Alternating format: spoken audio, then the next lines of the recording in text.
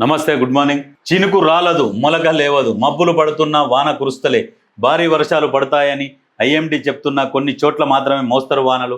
తాజాగా బంగాళాఖాతంలో అల్పపీడనం, రాష్ట్ర వ్యాప్తంగా వర్షాలు.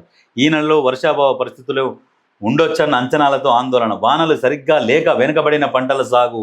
నిరుడు ఈ టైం కంటే 6.5 లక్షల ఎకరాలకు పైగా తక్కువ. ఆకాశంలో ఎక్కడ చూసినా మబ్బులు మంచిగానే కనిపిస్తున్నాయి, కానీ వానలు లేవు. నిరాశ పడుతున్నారు.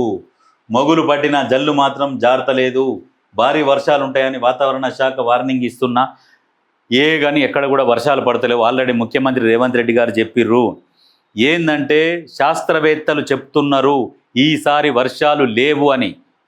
శాస్త్రవేత్తలు చెప్తున్నారు పంటలు మార్చండి అని ముఖ్యమంత్రి రేవంత్ రెడ్డి గారు పదే పదే చెప్పుకుంటూ వచ్చిండు. ఏంటంటే వర్షాలు లేవు అని చెప్తున్నారు, ఇక్కడ కాదు ఎక్కడ లేవు వర్షాలు, పంటలు మార్చి ఏదైతే మన వాతావరణానికి అనుకూలంగా ఉన్న పంటలు వేసుకోండి అని చెప్పేసి ముఖ్యమంత్రి రేవంత్ రెడ్డి గారు చెప్పిర్రు. అదేవిధంగా రైతులు కూడా అదే పని మీద ఉన్నారు, కొంతమంది రైతులు. ఎందుకంటే లేవు వర్షాలు లేనప్పుడు ఏం చేస్తారు, వాతావరణం అట్లా క్రియేట్ అయిపోయింది.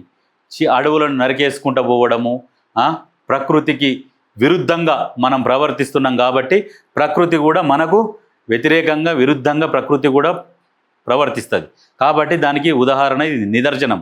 అందుకనే ఇప్పుడు రేవంత్ రెడ్డి గారు వన మహోత్సవం అనేది ఒకటి తీసుకున్నాడు, ఒక ఛాలెంజ్. ఎందుకంటే 1,000,000 చెట్లే లక్ష్యంగా ఒక్కొక్క ఏరియాలకు ఆ మొక్కలు పెట్టి నాటిస్తాన్లో కొన్ని బతుకుతుండొచ్చు, కొన్ని పోతుండొచ్చు.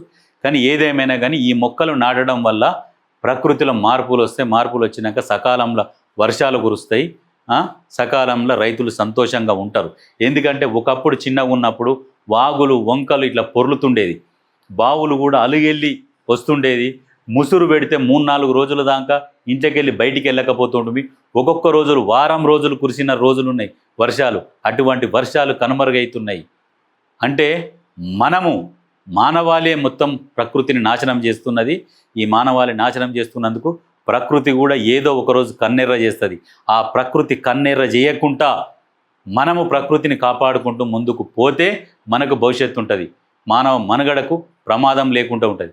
ఇట్లనే చేసుకుంటూ పోతే కొన్ని ప్రభుత్వాలు అడవులని చెరబట్టి నరుకుతున్నారు, యురేనియం కోసం, దానికోసం దీనికోసం తవ్వకాలు తవ్వి చెట్లు నరుకురు, అడవిలు ఏమి లేకుండా చేస్తున్నారు. కాబట్టి ఇటువంటి పరిస్థితి. గ్రానైట్ తవ్వకాలు, క్వారీలు, రకరకాల తవ్వకాలు చేస్తున్నారు. గుట్టలని, చెట్లని, పుట్టలని ఏడి కాడికి సర్వనాశనం చేస్తున్నారు. కాబట్టి ఇటువంటి పరిస్థితి క్రియేట్ అయింది.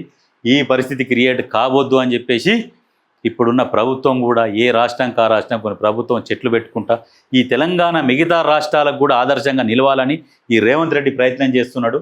ఎంతవరకు సత్ఫలితాలు ఇస్తుందో వెయిట్ చేయాలి. ఎందుకంటే ఇది ఒక లక్ష్యంగా ముందుకు పోతే నిజంగా చెట్లు కనుక బాగా ఇప్పుడు చెట్లు నాటితే ఒక 5 సంవత్సరాల చేతికి వచ్చినాయి అనుకో, తర్వాత ఆటోమేటిక్గా వర్షాలు, భారీ వర్షాలు, టైంకు వర్షాలు కురుస్తాయి, రైతులు కూడా సంతోషంగా ఉంటారు.